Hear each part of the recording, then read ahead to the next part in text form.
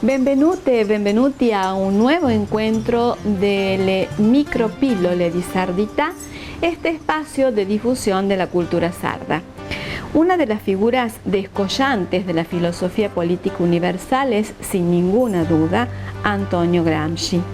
De sus cartas recogidas en Lettere dal Carcere, publicadas póstumamente en 1947, vamos a leer hoy una de las que está dirigida a su hijo Giuliano.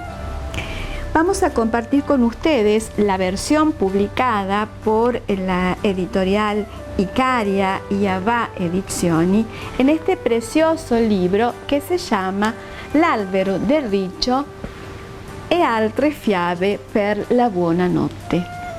Leemos entonces la carta. Incontro col mare. Caro Giuliano, hai visto il mare per la prima volta? Scrivimi qualche tua impressione. Hai bevuto molta acqua salata facendo i bagni? Hai imparato a nuotare? Hai preso dei pesciolini vivi e dei granchi? Io ho visto dei ragazzetti che prendevano dei pesciolini nel mare con un mattone bucato ad aria.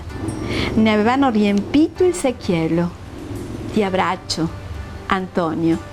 Con esta ternura nos despedimos. Soy Marita Pilar del Círculo Sardo de Tucumán. Arrivederci alla prossima puntata.